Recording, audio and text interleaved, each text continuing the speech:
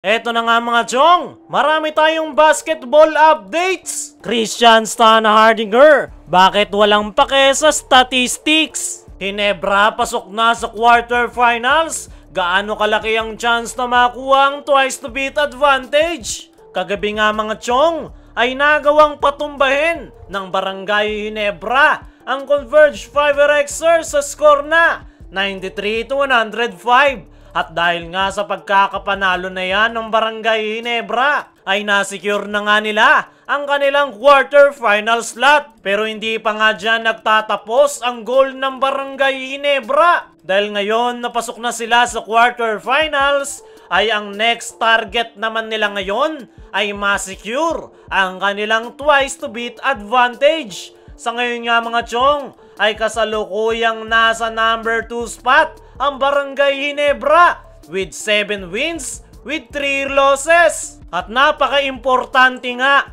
ng kanilang huling laro ngayong elimination round kontra NLEX Road Warriors. Dahil yan nga yung magdidikta kung saan sila pwesto sa quarterfinals o makukuha ba nila ang twice to beat advantage. Para ma-secure ng Ginebra ang twice to beat, ay kailangan na lang nilang ipanalo ang kanilang huling laro. Ganun lang kasimple. Pero kung matatalo nga sila kontra NLEX Road Warriors, ay possible na mawala sa kanila ang twice to beat advantage. Dahil nakaabang nga dyan ang Magnolia Hotshots at NLEX Road Warriors. At possible na bumagsak pa sila sa team standings. Sa ngayon nga mga chong, ay dikit-dikit yung mga koponan. Kaya naman, napaka-importante ng mga natitirang laro ngayong elimination round.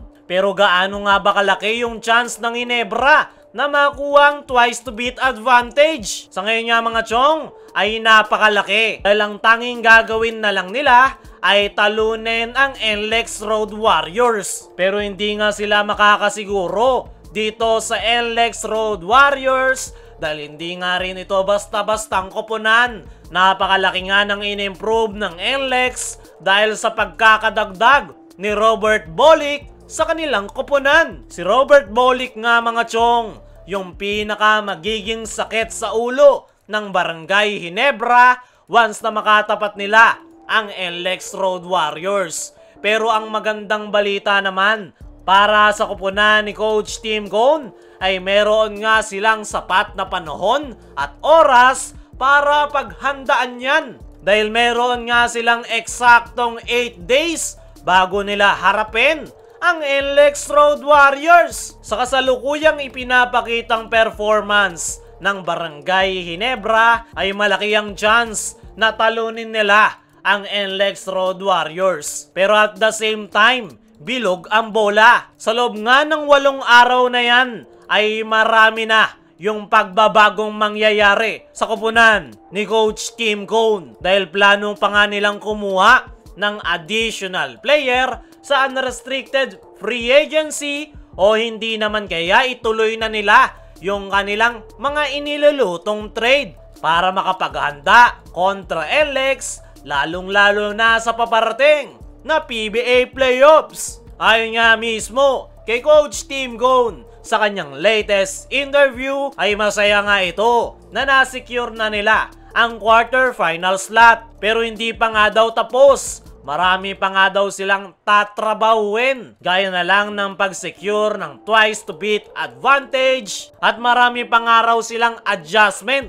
na kailangan gawin dahil sa nadagdag o madadagdag pang mga players gaya ni David Murrell. Para sa akin mga chong, ay malaki ang chance na masesecure rin ng Ginebra ang twice to beat advantage. Patungkol naman dito kay Christian Stan Hardinger dahil sa kanyang naging performance kontra Converge 5RXers ay muntik-muntikang ang maitala ni Stan ang kanyang triple-double performance kung saan nakapagtala nga ito ng 33 big points, 12 rebounds at 9 assists. Marami nga ang nangihinayang dahil isang assist na lang ay triple-double na itong si Stan. Pero kung ang Ginebra big man naman ang tatanungin, ay wala nga raw siyang pake sa kanyang statistics o kung ano man ang kanyang naipuntos. Okay nga raw na may tala ang kanyang triple-double performance, pero hindi nga raw yan importante para kay Christian Stan Hardinger dahil ang pinakagusto nga lang daw nitong mangyari ay tulungan ang kanyang kuponan na makuha ang panalo. Aanhin mo naman daw ang triple-double performance kung talo ang iyong kuponan. Kahit wala ka nga daw maipuntos, basta ang importante, matulungan mo ang iyong kuponan na makuha ang panalo. Noong tanungin naman itong si Stan kung aware siya na isang assist na lang ang kanyang kailangan para sa triple-double performance, ay ang sagot nga nito ay hindi. Dahil ang focus niya nga lang daw every game ay tulungan ang kanyang kuponan at gawin ang kanyang trabaho at role sa sistema ni Coach Tim Cone. Para sa akin mga chong, ay tama yung mindset na yan ni Christian Stan Hardinger. Hindi nga siya naghahabol sa statistics para makakuha ng MVP o BPC award dahil ang mas importante nga kay Stan ay makuha ang panalo at makuha ang kanilang goal ngayong conference na kampyonato. Sa ngayon nga mga chong ay consistent yung pinapakitang performance nitong si Christian Stan Hardinger. At yan nga ang resulta na nakafocus siya sa laro.